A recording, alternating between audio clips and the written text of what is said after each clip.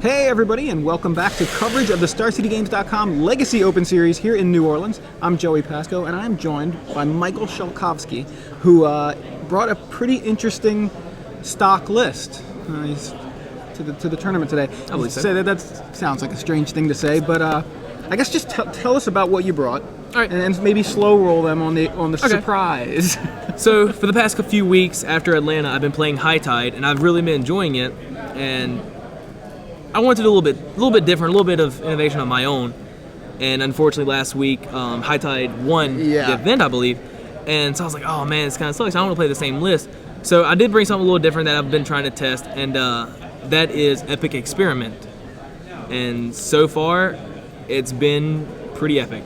So so basically, as you were talking about a few minutes ago, you took High Tide. It's pretty much a stock list. Yep. You cut a few cards, you cut like a turnabout, moved it to the sideboard. Yeah, the turnabout on the sideboard is so you can, obviously wish where you get the extra copies.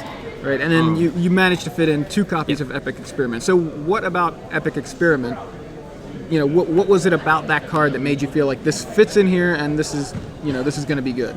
The deck relies very heavily on Time Spiral to gain massive amount of advantage. Like a lot of the cards are actually just card disadvantage. Things like the High Tide itself actually just doesn't do anything. The Cunning Wish is a 1-for-1, but it's expensive.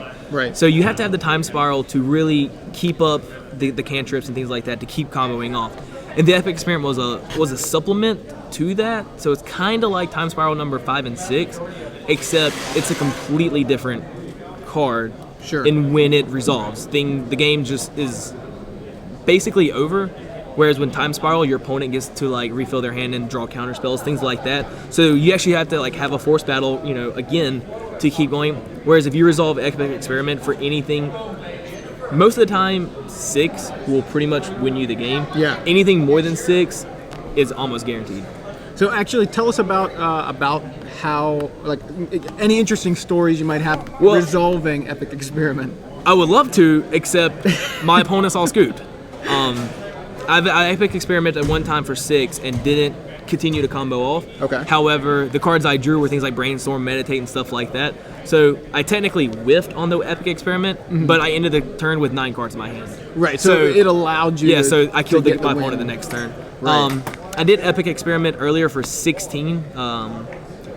We had a slight rules question, whereas I had a Time Spiral obviously for 16, and we weren't sure whether or not the cards I don't cast from Epic Experiment get shuffled in when I cast the Time Spiral. Right. And about 5 judges later, I think we decided that the cards would be shuffled into the deck.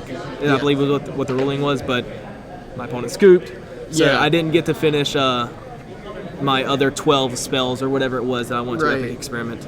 So you got the win, but not the satisfaction. Exactly. That's what I've been all day. I'll cast it, I'll win, but there will be so many spells that I want to cast. There's just so much value there. So one thing that I noticed about the list, the way that you are casting the Epic Experiment is off of just one source volcanic in island. the entire deck, and that seems like, to me, I'm going, that's so shaky. A Wasteland makes the Epic Experiment into a dead card, right? So what it is you only need 1 red mana. Sure. So I only have to tap this card once. And even when you have a High Tide, if you have multiple High Tides, you can tap it for a red and it still produces multiple blue. Right. Just how the rules work.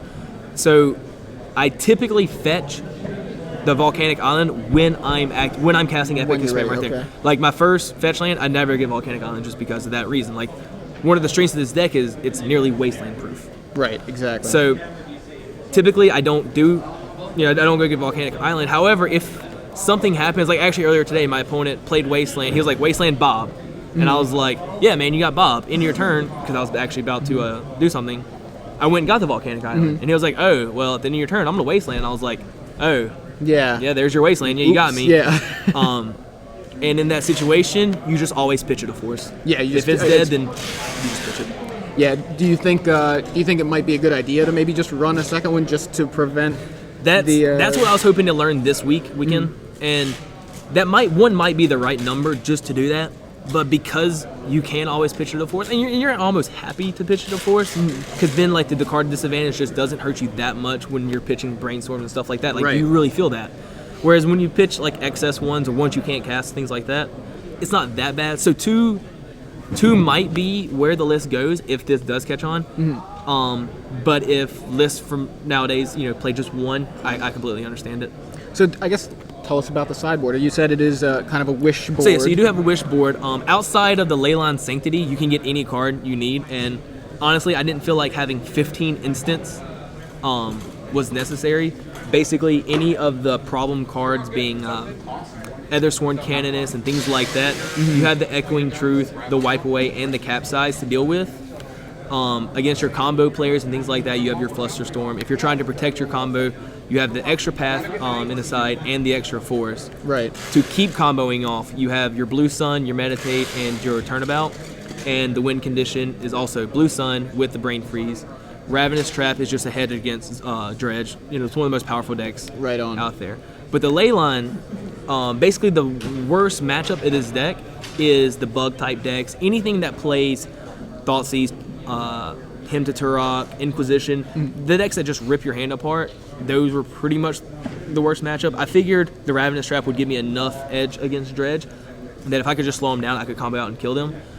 Whereas the other decks, I felt like I needed a way to answer their pinpoint discard, and that's how I came with Leyline. Okay. What did you end up losing to today?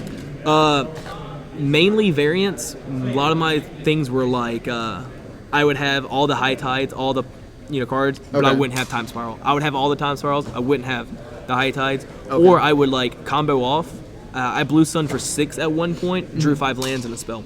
Oh wow, yeah. So that basically summed up my weekend.